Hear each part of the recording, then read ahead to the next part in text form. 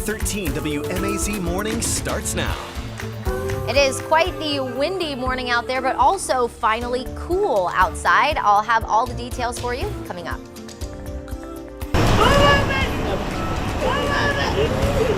A family mourning the loss of a 17-year-old killed in a shooting at Forsyth Walmart. What investigators say led up to it and who they now have in custody.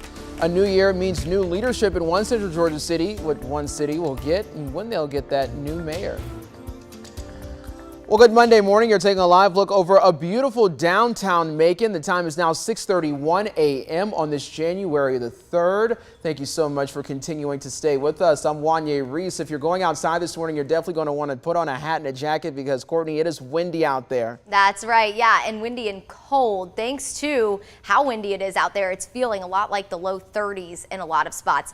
Wind advisory in effect for all of the area. This goes until noon today, so wind sustained, that constant wind, anywhere between 15 to 30 and gusts as high as 40, maybe even isolated gusts as high as 45 to 50 as we head through the morning. Currently, here's a look at your wind gusts: 35 in Eatonton, 26 in Milledgeville, 29 in Macon, 25 in Thomaston, and 32 down in Cordele.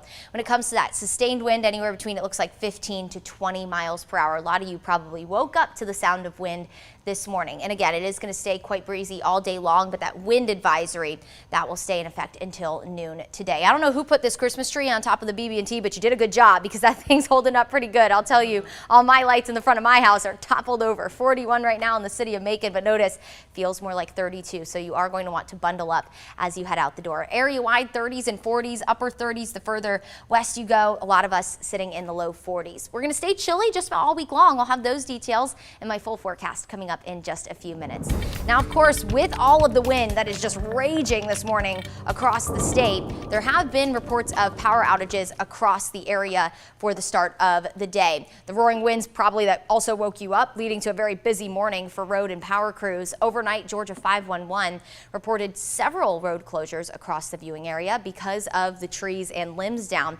We're also seeing hundreds of power outages. Many just involve a handful of people, but there are a few larger ones. At just before 6 o'clock this morning, the Georgia power outage map showed just under 118,000 people without power across the state. That includes nearly 1,600 in Bibb, more than 1,100 in Peach, and more than 500 each in Bowden, Lawrence, and Hancock counties, with Jones and Monroe with about 200 each without power. Those numbers don't include outages affecting nearly 75,000 EMC members across the state, though, including many here in Central Georgia. Wanye. Well, thank you so much, Courtney, for all of those updates. We appreciate you, and we'll check in with you soon.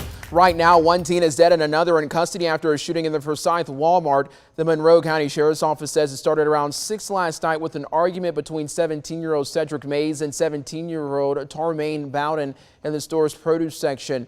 Investigators say it continued into the frozen food section, where Bowden pulled out a gun and shot Mayes several times. The Sheriff's Office, Forsyth Police, and Georgia State Patrol all responded. They found Mayes dead. Deputies took Bowden into custody. Right now, we don't know the charges against him. The GBI continues to investigate and says Mayes' body will go to its crime lab for an autopsy. The GBI also looking into an inmate suicide at the Putnam County Jail. Sheriff Howard Still says jailers found 30-year-old Christopher Batchelor dead in his cell just before 5 yesterday morning. Still says it appears Batchelor died by hanging and he left a note in his cell. Batchelor was in jail since early July of 2021 on several drug possession charges and 2 traffic-related charges. Still says he requested the GBI to do an independent investigation into the death. Georgia law says the body of an inmate must go to the crime lab for the state's medical examiner to look at it. Tonight, Monroe County School administrators, the Sheriff's Office, and the District Attorney's Office will hold a forum for parents to address the recent arrest of a school employee. Last week, investigators arrested Mary Person High's band director Miles Benson on felony warrants.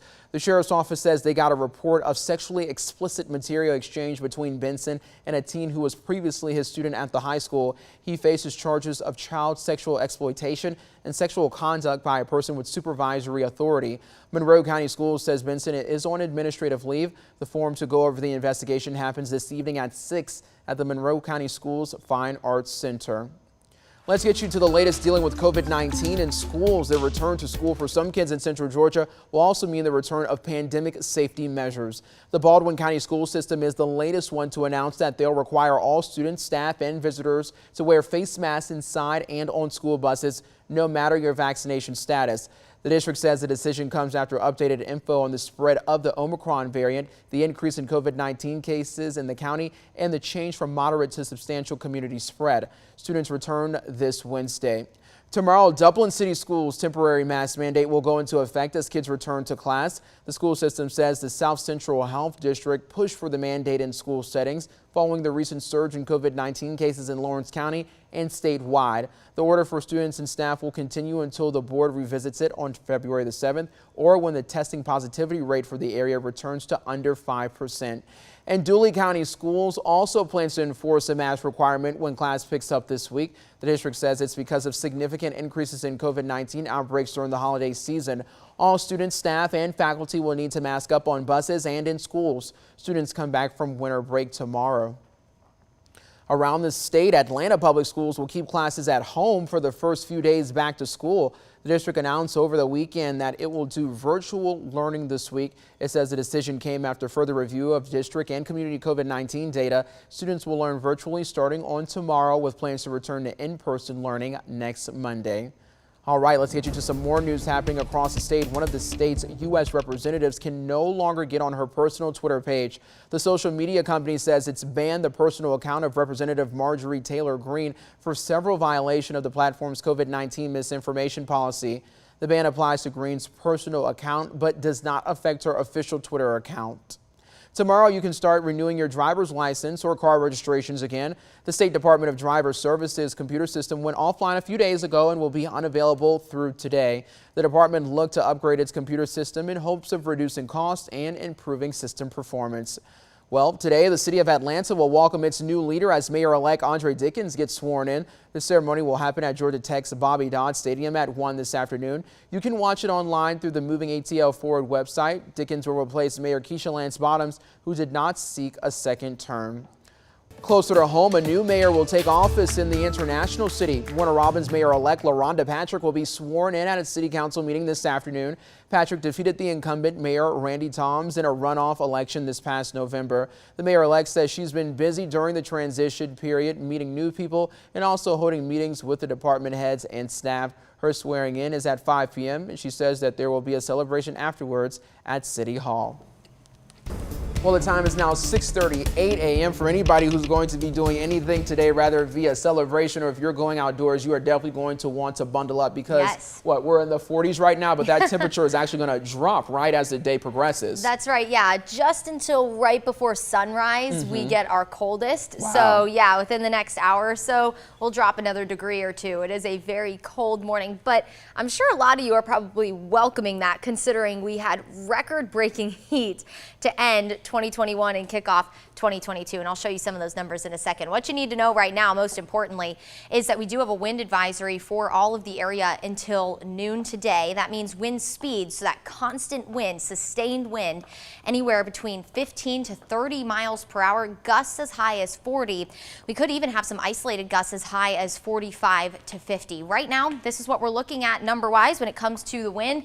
This probably woke you up as you heard the wind just roaring outside your window. It really was loud. And of course, all of this wind did lead to some power outages. We are continuing to update the outage map on 13WMAZ.com and on the app if you want to check in with that. Hopefully, by the time the show is over, I can check that and see that my house has power once again because I am with a lot of you who lost power this morning. We're gusting at 29 in Macon, 29 in Milledgeville, 25 in Thomaston, 21 in Warner Robins, and 32 down in Cordele. That sustained wind anywhere between 12 to 20. You can see these purple colors here. That's the highest wind gust values, upwards of maybe 35 to 40. We were experiencing those a little bit earlier this morning, and that's thanks to the proximity of this low. This was the big question when it came to not only our severe weather threat, how windy we were going to be, but also who was going to experience winter weather. Yes, parts of the metro Atlanta area very early this morning. You can see that white color rolling over the city. That's a dusting of snow. Now all of the snow up in parts of the Appalachian Mountains, up in the Carolinas, and also parts of Tennessee. We were this close, everybody, so close to getting some winter weather.